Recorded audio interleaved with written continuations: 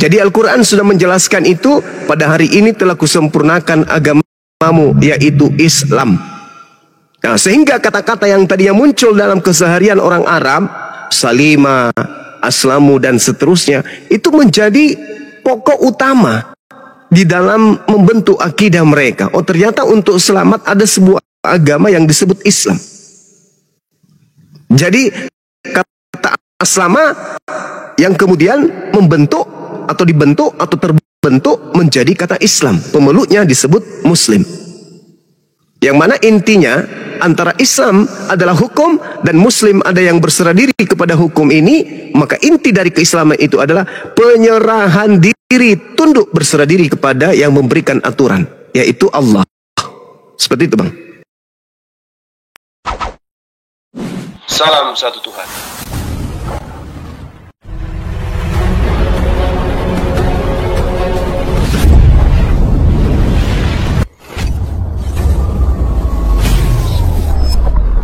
Pengantar ini singkat, para sahabat. Dukung semua ya sahabat-sahabat kita, channel Densa News Muslim. Di like, di subscribe, di share sebanyak mungkin. Untuk supaya mencegah sahabat-sahabat kita di luar sana tidak terpengaruh terhadap pemurtadan. Semoga Allah memberikan selalu sikap istiqamah. Salam satu Tuhan, Allahu Akbar. Studi sejarah katanya itu kapan muncul dalam peradaban Islam, kata peradaban Arab ya, bukan peradaban Islam, kata Islam itu sendiri.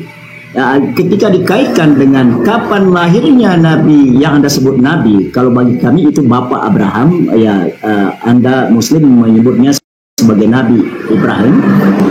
Kalau itu dikoherensikan dengan kapan lahirnya Nabi Ibrahim dan kapan kata Islam itu muncul dalam bahasa intersosial orang Arab, lalu kenapa nabi-nabi itu disebut Islam gitu loh. Dan sementara bahwa kata Islam itu sendiri menjadi suatu formasi baru ketika lahir Nabi Muhammad, sehingga itu menjadi identik dengan agama yang disampaikan oleh, bukan agama ya, iman ya, kan agama itu sebuah institusi selanjutnya, iman yang dibawa oleh Nabi Muhammad.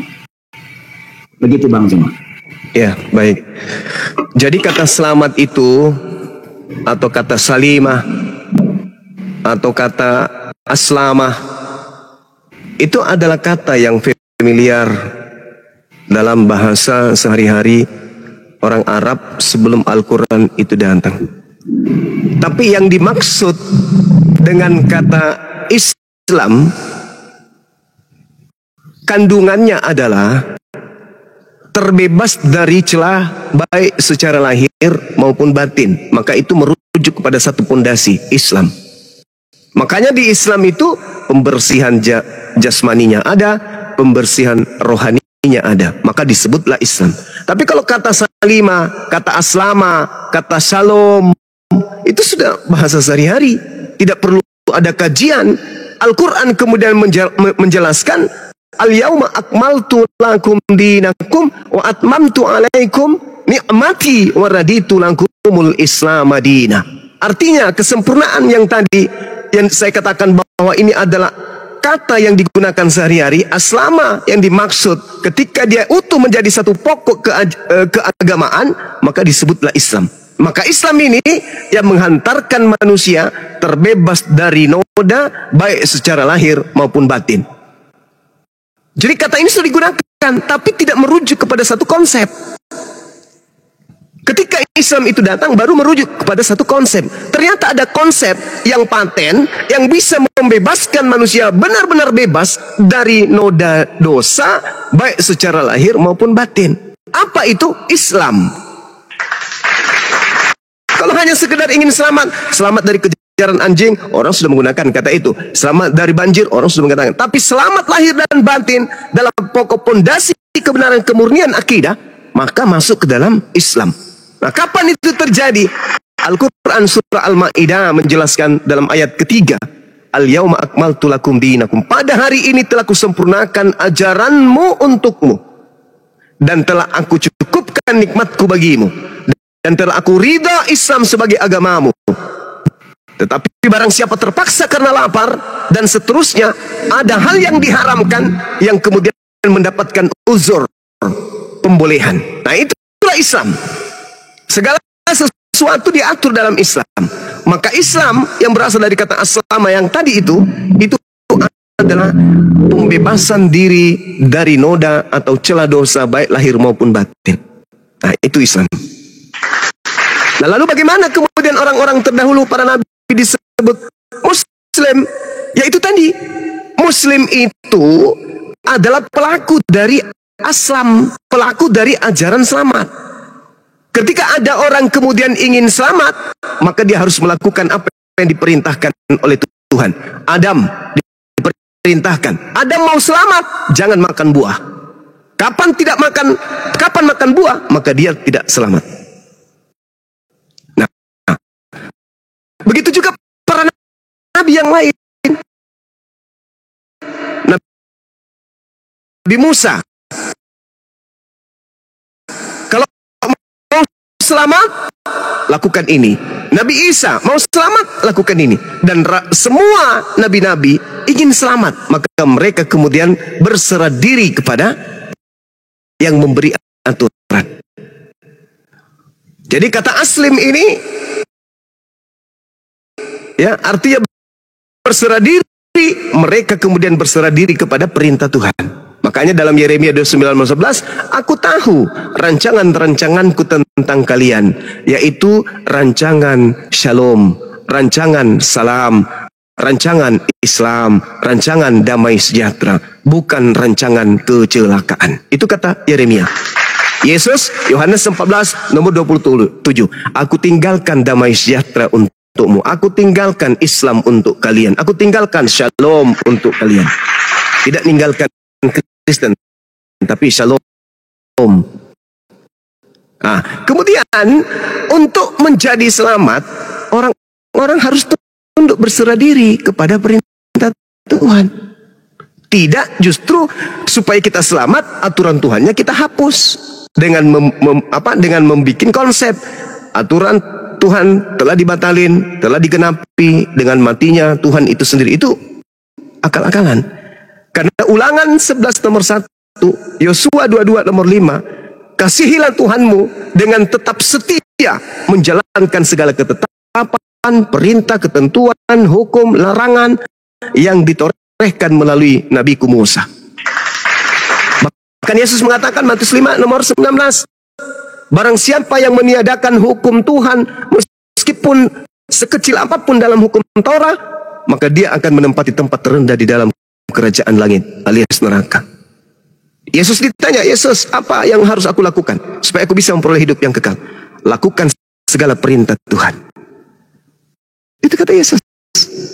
Nah, jadi kalau Islam berserah diri, itu semua sudah dilakukan oleh para nabi dari sejak Adam alaihi salam. Sore matahari yang diselamatkan. Tapi kalau Yahudi dan Islam, yang diselamatkan adalah orang yang dibicarakan tentang doa. Assalamualaikum, keselamatan atasmu. Waalaikumsalam, dan atasmu juga keselamatan. Nah, Yesus sebagai juru selamat, berarti dia adalah pemimpin pada masanya untuk mengajarkan ajaran Islam, bukan mengajarkan ajaran Kristen. Ajaran Kristen itu di Kisah Para Rasul 11:26, pengikut Paulus pertama kali disebut Kristen. Nah, pengikut Paulus ini makan babi. Yesus tidak bersunat, Yesus bersunat. Mereka nyanyi-nyanyi, Yesus tidak. Semua yang dilakukan kemudian oleh juru selamat tidak dilakukan kemudian oleh, mohon maaf nih, orang Kristen. Yesus sujud, Kristen enggak. Yesus syahadat, Kristen tidak. Jadi ajaran selamat, Yesus juru selamat, Yesus juru salam, Yesus juru Islam. Tak ada Kristen di situ. Tapi ini berat. Tak ada Kristen yang bisa menerima ini kecuali dengan lapang dada dan akal sehat. Saya kira demikian, Bang. Terima kasih banyak atas segala pertanyaannya. Bagi saudara Kristen kan bisa menyimpulkan penjelasan atas pertanyaan-pertanyaan itu kan bisa nanti. Tapi ini kan nggak ada siaran ulangnya ya, Bang ya? Ada di YouTube. Ada di YouTube. Nanti kan bisa Sebelum Anda pamit Bang, saya mau nanya ke Bang Juma, kalau Anda mau menanggapi boleh. Terus kan tadi Bang Juma menerangkan ada Nabi Adam sampai Nabi Muhammad SAW. Ada nggak mereka semua para nabi ini pernah mengatakan dia seorang Kristen? Silakan Bang Juma dulu, baru Anda boleh tanggapi, silakan. Enggak ada. Kristen itu kan Kristos. Kristos dalam bahasa Yunani, kemudian Mesiah atau Musiah dalam bahasa Ibrani. Al-Masih kalau dalam bahasa Arab. Nabi-nabi tidak ada yang pernah mengaku sebagai pengikut Mesias. Karena gelar Mesiah ini hanya diberikan kepada orang-orang tertentu yang pemangku daripada firman Tuhan yang datang kepada mereka, seperti Nabi Harun, Saul yang ada dalam Ibrani, dalam kitab Ibrani, kemudian Salomo, Daud, termasuk Yesus. Tapi diingkari. Yesus ini adalah Mesias atau Al-Masih, tapi diingkari kemudian. Nanti Islam datang meneguhkan bahwa Yesus yang kalian tolak itu sebenarnya adalah Mesias yang kalian tunggu, tapi mereka tidak pernah mau tahu. Tidak, Yesus itu anak haram, Yesus itu anak zina, dia penyihir dan seterusnya. Sampai hari ini, bahkan mereka punya kitab tafsir bernama Talmud yang menceritakan Yesus direbus di neraka dalam tinja yang mendidih. Nauzubillah. Bahkan mereka punya kitab tafsir. Jadi, ketika ditanya adakah kemudian yang nois, saya katakan ada. Jadi adakah Nabi yang kemudian menjadi pengikut Mesias? Itu saya belum temukan, kecuali kalau Nabi Musa juga disebut Al-Masih, maka pengikutnya adalah Harun, karena Harun diminta untuk menjadi pengikut Nabi Musa alaihissalam. Bukan pengikut sih, tapi pendamping daripada Nabi Musa. Seperti itu Bang Handi. Pak Ohan bisa nanggapi Pak, kalau penjelasan Bang Juma boleh dibantah silakan. Kalau Anda bisa buktikan ternyata Kristen ini belakangan datang Pak, tidak ada hubungannya korelasinya dengan para nabi, bisa ditanggapi Pak? Baik, secara artikulasi kata tersebut tidak disebutkan di dalam kitab, ya. Tapi yang jelas ada silsilah, ya, kenapa itu menjadi Kristen. Yang jelas bahwa perjanjian Allah dengan Abraham bahwa karena dosa maka akan diturunkan seorang juru selamat, dan itu sudah dimuatkan oleh para nabi, ya, dari Bani Israel. Yakni Yesus Kristus itulah. Jadi seorang yang dilahirkan itu yang kemudian diberi nama Yesus Kristus itu. Saya nggak membahas Yesus Pak Ohan. Apakah ada? Pak, saya potong Pak. Saya potong Pak. Apakah ada para nabi yang beragama Kristen? Kalau merujuk pada agama ini kan sekarang kok kita menyebut agama, ya kan. Tapi soal kata Kristen tadi yang Anda tanyakan, kenapa, dari mana gitu? Itu jelas tadi, karena sudah ada Kristus itu, maka pengikut Kristus itulah Kristen. Gitu loh. Paham di situ ya? Enggak paham Pak. Pertanyaan saya adalah Nabi Adam sampai Nabi Musa, apakah dia Kristen? Jadi begini. Kalau kita mengatakan apakah secara agama mereka Kristen? Ya, kalau dari konsep ajaran tentu ya bagi kami orang Kristen melihat mereka sebagai Kristiani, artinya orang di dalam Kristus. Oke, gitu ya. Di dalam Kristus cara hidupnya dan dari ekspresi dirinya, baik itu kata-katanya, tindakannya, jadi ekspresi di hidup atau aktualisasi diri mereka itu di dalam Kristus itu. Gitu, artinya seturut. Kasih Bang Juma dulu tanggapi, ini seru ini topik. Saya persilakan ke Bang Juma. Bang Juma ini memaksakan dimengkristenkan semua para nabi. Bang Juma, tanggapan? Jadi gini, terima kasih. Yang digelari Kristus itu sebenarnya bukan hanya Yesus. Kores Kristus, Daud Kristus, Saul Kristus, Harun Kristus, Elisa Kristus, Salomo Kristus. Jadi Kristus ini artinya Mesias. Mesias ini adalah orang yang diurapi. Apakah hanya Yesus yang diurapi? Tidak. Kores diurapi, Daud diurapi, Harun diurapi, Salomo juga diurapi. Cuman begitu Bible masuk ke Indonesia, yang harusnya Daud Kristus itu dirubah menjadi Daud yang diurapi. Padahal urapan atau Mesias itu terjadi pada Daud. Tapi di Indonesia hanya Yesus yang disebut Kristus. Sementara Daud itu sebenarnya juga adalah Kristus. Tapi dihilangkan titel-titel Kristus para nabi Bani Israel ini demi untuk menggaungkan satu tokoh saja, yaitu Yesus Kristus. Padahal Elisa juga Kristus, Harun juga Kristus, dan saya bisa paparkan bukti-bukti itu. Kalau mereka yang saya sebutkan ini adalah Kristus juga. Nah, tapi itu tadi, karena dia menganggap hanya Yesus yang Tuhan, maka hanya Yesus yang digelari Kristus. Padahal kalau Kristus sama dengan Tuhan, maka Salomo, Elisa, Harun, Saul semua juga adalah Tuhan, karena mereka juga digelari Mesias. Dalilnya lengkap. Kemudian ketika ada ungkapan bahwa hidup secara Kristiani itu adalah orang-orang terdahulu sebelum Kristen, itu adalah satu pembodohan yang nyata. Hidup secara Kristiani itu artinya apa? Hidup dengan pola Barat. Apa itu hidup dengan pola Katolik? Apa itu menjadikan Tuhannya Yahudi menjadi manusia Yesus dan hidup di dalam ketenangan? Saya izin turun dulu ya, karena saya mau, ya silakan Anda ya berbicara bebas. Karena jelas konsep iman kita beda ya. Ya, jadi ujungnya tidak akan habis-habis lah. Tetap akan terjadi polemik sepanjang zaman pun akan begitu kalau kita berangkat dari sisi yang berbeda. Jadi silakan Anda berbicara, saya turun dulu ya. Terima kasih banyak. Nanti pada kesempatan lain kita bertemu, kita bertukar pikir lagi ya, kita berdiskusi lagi ya. Baik, selamat siang. Siang. Ya, jadi saya lanjutkan sesuai dengan pertanyaan ini dan menanggapi ucapan saudara kita yang Kristen tadi itu.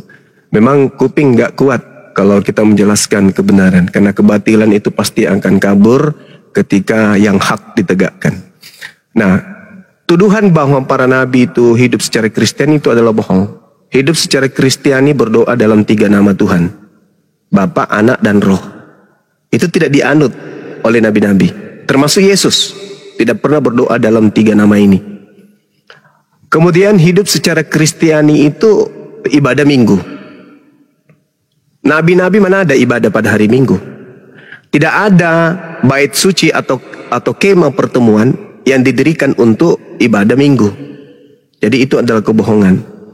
Kemudian yang ketiga, tak ada nabi-nabi yang melakukan nyanyian-nyanyian yang memuji kepada Yesus. Tak ada. Sedangkan Kristiani hidup dengan lagu lagu rohani mereka, dengan pemujaan-pemujaan kepada anak Maria.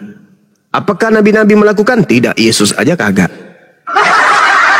Jadi kalau ada kemudian nabi seorang Kristen mengatakan para nabi hidup secara Kristiani, itu adalah kebohongan.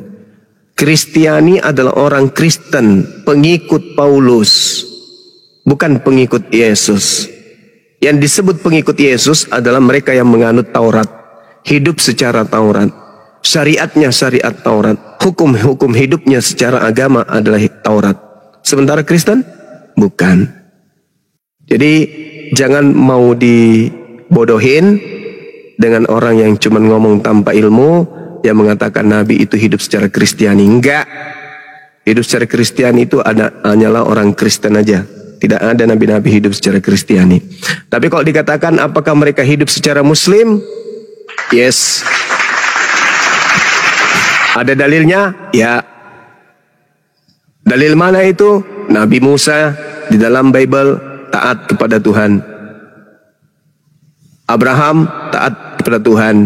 Semuanya taat kepada Tuhan. Dan tak ada di Bible Nabi diceritakan memuji-muji Yesus. Itu tak ada. Sedangkan kalau kita berbicara mengenai Al-Quran, itu tadi yang saya katakan, bahwasanya Nabi Ibrahim mewasiatkan kemudian beriman kepada Allah, dan itu diajarkan kepada keturunannya. Am kuntum syuhada'a iz hadara Ya'qubal maut iz qala li banihi ma ta'buduna min ba'di qalu na'budu ilahaka wa ilaha abaika Ibrahim wa Ismail wa Ishaqa ilaha wahid wa nahnu lahu muslimun. Muslim. Ibrani 5 nomor 7, Yesus anak soleh. Anak soleh. Bukan anak Kristiani.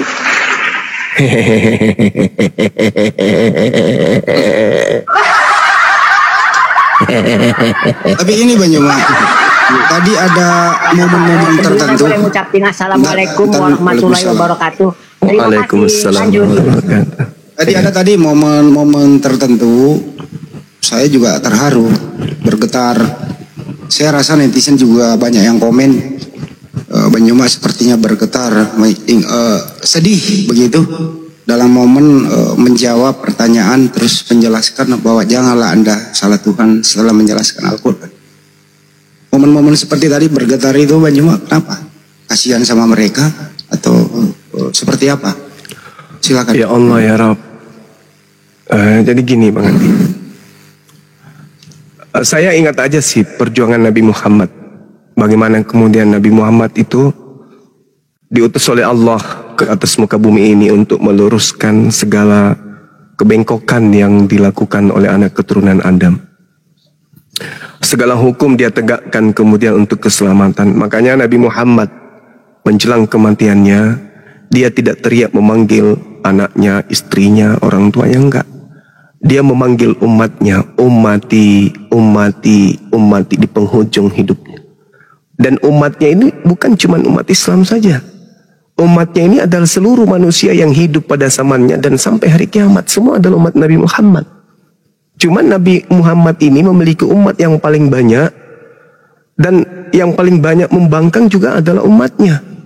Ketika Nabi Muhammad datang kemudian menorehkan warisan berupa Al-Quran, kita berupaya mengikuti metode dakwah beliau, menyampaikan apa yang datang kepada beliau. Di tengah-tengah kita justru hadir siang malam kita kita berdialog, berdebat dengan orang-orang yang penuh dengan pembangkangan.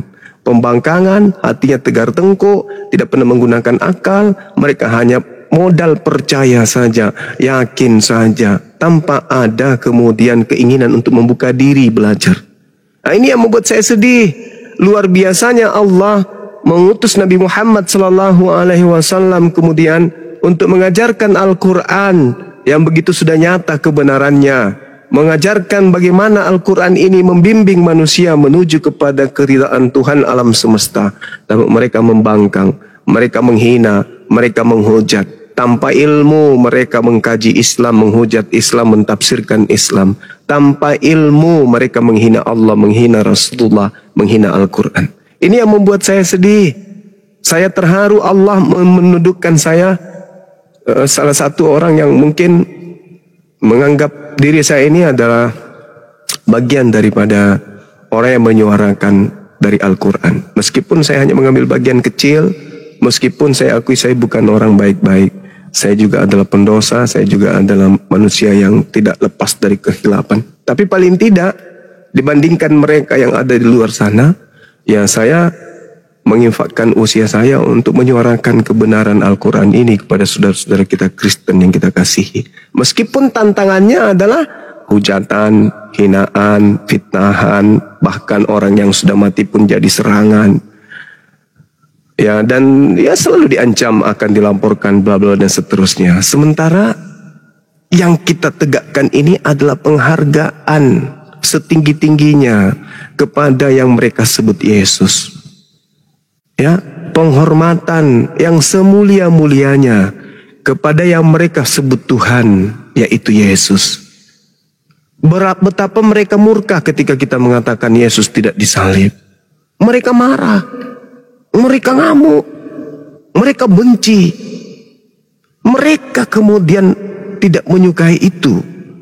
Mereka suka kalau apa yang iblis inginkan terjadi sehingga merasuki Yudas itu benar-benar terjadi.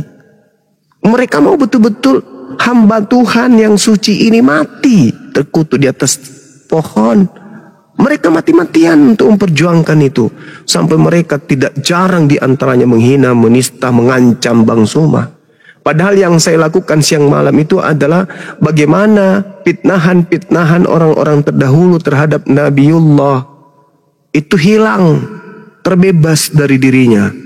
Tapi apa yang terjadi? Dicaci, dimaki, dinista, dan seterusnya. Ya meskipun itu semua saya ikhlas, saya ridho. Saya ikhlas, saya ridho. Nah ini yang membuat saya terharu Bang Handi ketika ditanyai tentang Nabi Muhammad, implementasinya tentang Yesus. Bahwa Islam datang bukan tanpa alasan. Islam datang itu sebagai harapan terakhir untuk para pendosa.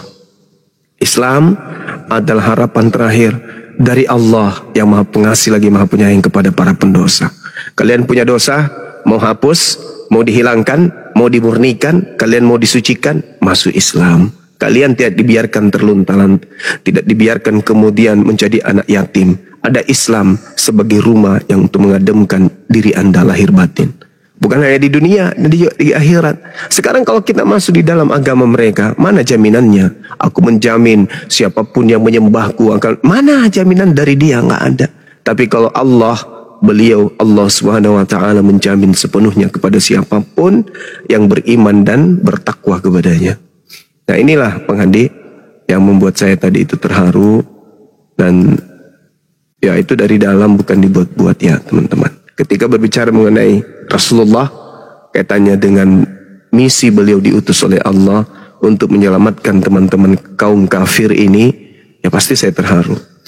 Karena yang kita cari bukan popularitas, bukan nama yang kita cari, bukan supaya wajah kita dikenal di mana-mana, bukan supaya nama kita diharumkan di mana-mana, bukan. Tapi yang kita cari ini adalah bagaimana teman-teman kita bisa kemudian mendudukkan perkara tentang keimanan itu pada tempat yang seharusnya. Di Indonesia mayoritas Islam banyak di luar sana, tapi di Indonesia inilah mayoritasnya. Maka karena kita mayoritas Islam, maka sepatutnya ada gelombang untuk menyuarakan Islam demi untuk menyelamatkan orang-orang di luar Islam. Mereka terima alhamdulillah, mereka tidak terima juga ya kita astagfirullah aja. Karena la ikraha fiddin, tak ada paksaan dalam ajaran agama Islam. Sedangkan di antara mereka sudah ada yang mengakui bahwa Kristen memang harus diajarkan dengan cara paksaan kepada orang di luar Islam demi untuk menyelamatkan mereka dari kesalahan, dari dosa. Nah itu juga kita, bedanya kita dengan cara mengajak mereka tanpa paksa. Kalau mereka mengajak dengan cara paksa, dengan cara apapun mereka kemudian lakukan. Filipi 3 nomor 18, 1 Korintus 9 ya nomor 20 21. Itu sebagai implementasi tata cara mencari pengikut. Demikian Bang Handi. Masya Allah. Tapi selama ini penyembah hanya meneruskan ya umat menyampaikan kepada mereka. Tapi di balik ini semua, alhamdulillah ada yang terima. Tapi lebih banyak selama ini penyembah kembali dihujat. Ada nggak sih perasaan, saya mau berhenti demi keluarga, sampai ke keluarga, sampai ke rumah, disamperin, bahkan melakukan tindakan anarkis di rumah. Ada nggak sih rasa, mau berhenti capek gitu? Ada nggak seperti itu Bang? Sebenarnya gini Bang Handi, kalau dibilang berhenti itu sesuatu yang mustahil. Cuman yang terjadi adalah keadaan lelah, capek, itu udah pasti itu ya. Kemudian kadang hati ini juga gelisah dengan keadaan, baik itu secara internal maupun eksternal. Nah, seperti misalnya adanya ajakan diskusi dari RK, mau diskusi di tempat dia, kemudian saya katakan kita di tempat yang netral, lalu dia katakan di Filipina. Saya berpikir, kenapa saya harus takut menerima tantangan beliau? Ya sudah, saya aja yang datang ke Kupang, kan gitu ya, demi untuk kebenaran. Buktikan bahwa perjuangan ini bukan karena di luar mau memberikan sesuatu yang menjadi cerminan amar ma'ruf. Maka saya terima tantangan itu. Ini hari kedua Bang Handi. Saya kasih kesempatan 3 kali 24 jam untuk menjawab kemudian tantangan beliau yang saya iakan. Saya katakan saya akan datang. Tapi supaya negara kita tidak kacau, karena pasti kacau kalau ada apa-apa dengan saya, utamanya dari keluarga saya dulu. Karena Bang Suma ini keluarga besar. Bang Suma ini bukan bukan kemudian keluarga kecil, enggak. Bang Suma ini keluarga besar. Saya punya keluarga itu keluarga besar dan tersebar di Indonesia ini. Nah, kemudian kalau ada apa-apa dengan saya di sana yang tidak diinginkan, pasti akan terjadi sesuatu yang kita tidak inginkan. Sedangkan saya harus masuk ke markasnya. Saya katakan jangankan di Filipina, saya datang di teras rumahmu, kalau perlu saya masuk dalam rumahmu diskusi. Tapi jamin saya, karena ini negara hukum, jamin saya keamanan. Jadi murni diskusi, bukan mau cari keributan.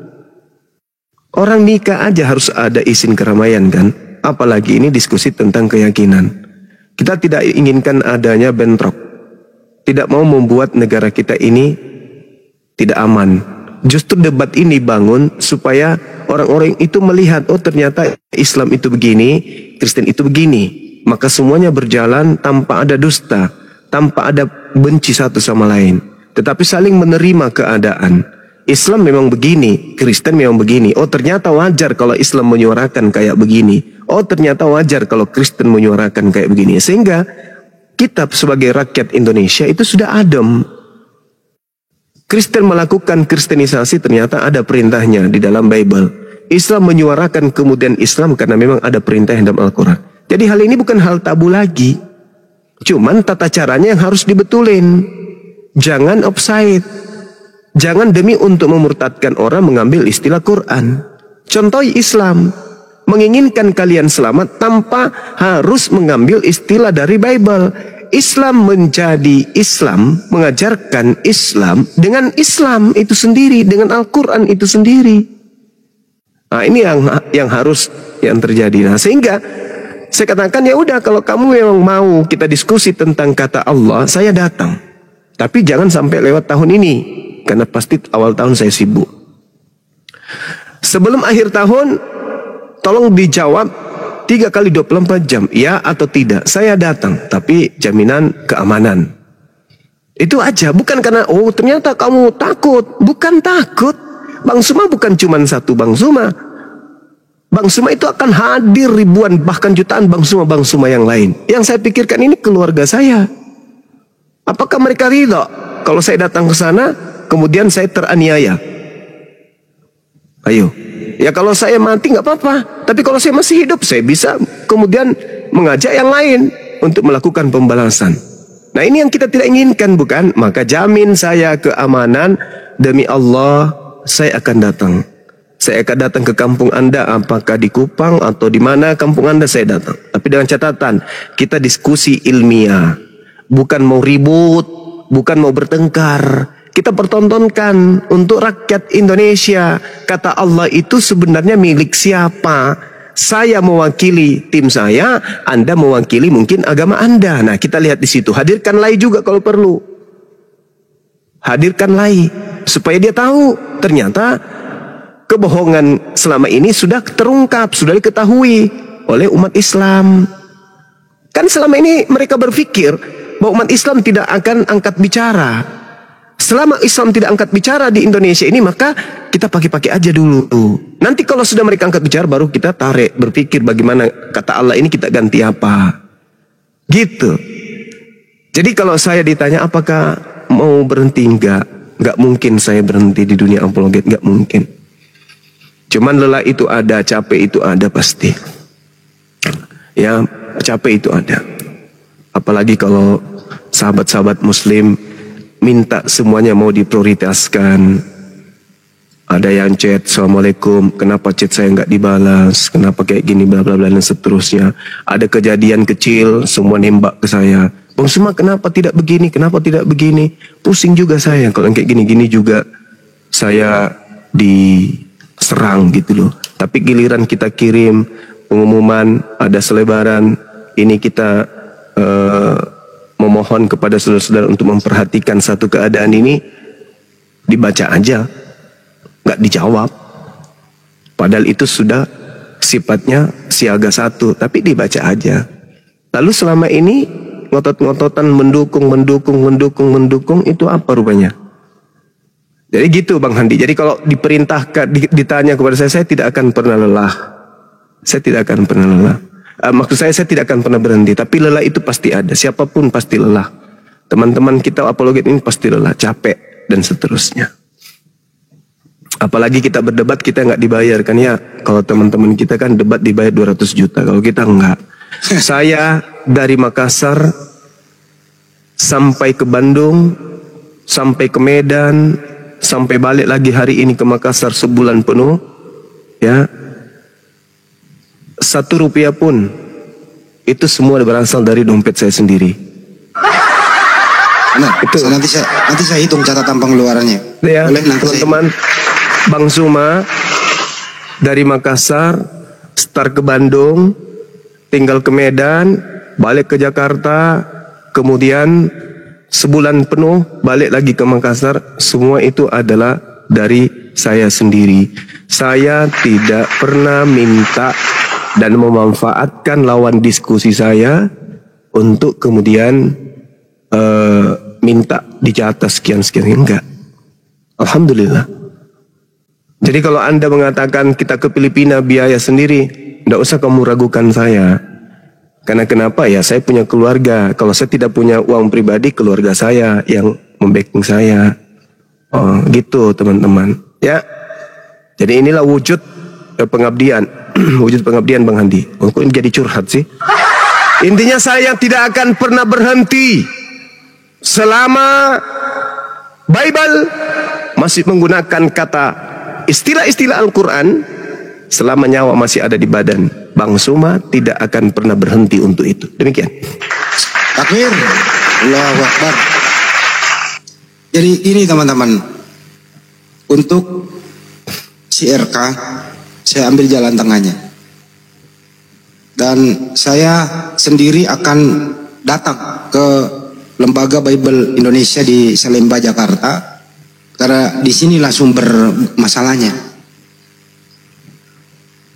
Kalau bisa di Jakarta saja, di kantor Lembaga Bible Indonesia di Salemba, siapkan tempat, sekaligus si RK ada yang bantuin dalam hal membahas penggunaan kata Allah ini.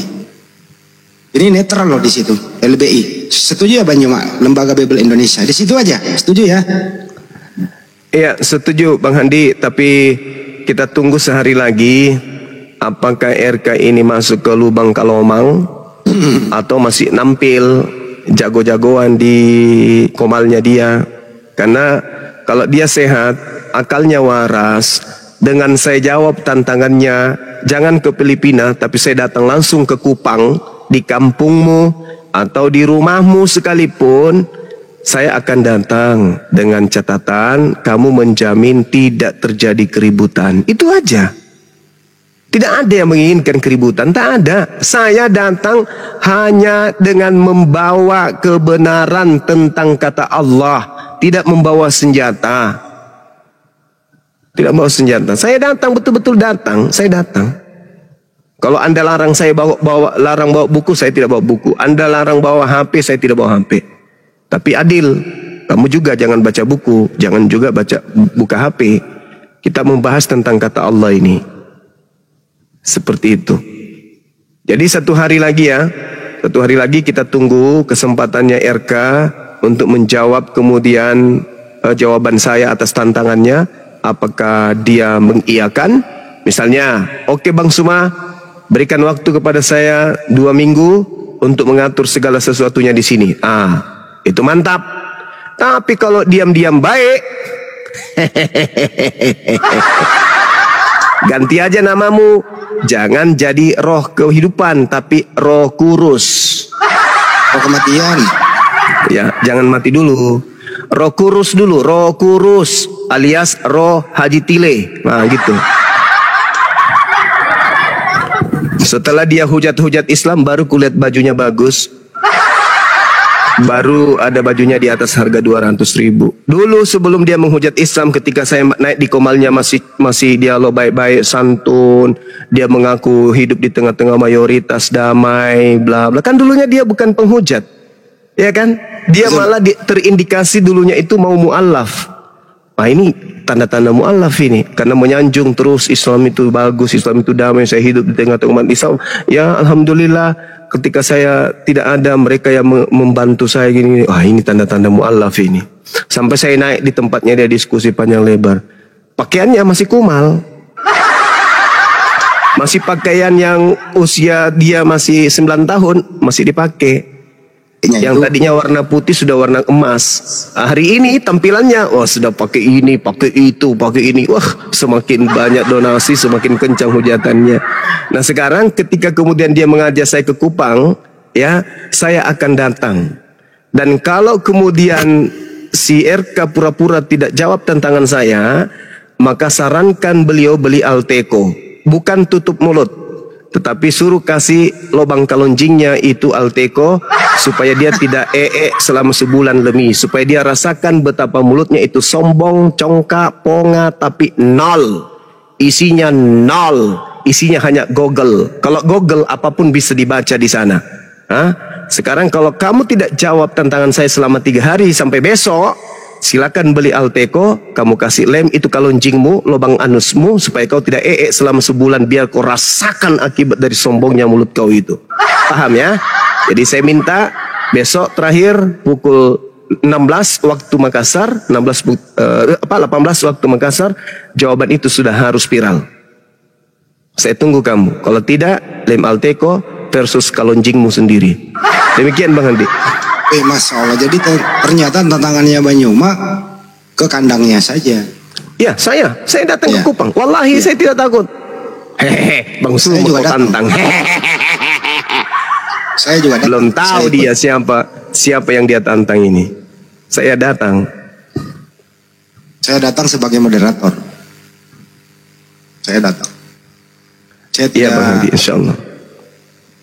Jadi teman-teman saya sarankan ya, hindari menonton channel-channel Kristen, nggak ada gunanya. Mulai saat ini saya lupa setiap live, nggak usah menonton channel-channel Kristen, baik di YouTube maupun di TikTok, nggak ada gunanya. Itu satu. Yang kedua, ya saya balikan RK, ya ini tantangan buat Anda. Silakan terima tantangan ini di rumahmu. Bukan tantangan Bang Andi. Bukan. Menjawab tantangannya. Oh ya, menjawab tantangan. Ya. Daripada kita di Filipina. Dia nantang kita. Ya, daripada di Filipina toh. Ya, mending di rumahmu aja kan, sekalian di kampung halamanmu kan gitu. Tantanganmu kita jawab gitu ya. Dengan catatan ya diskusi, bukan bentrok fisik. Diskusi. Gitu ya.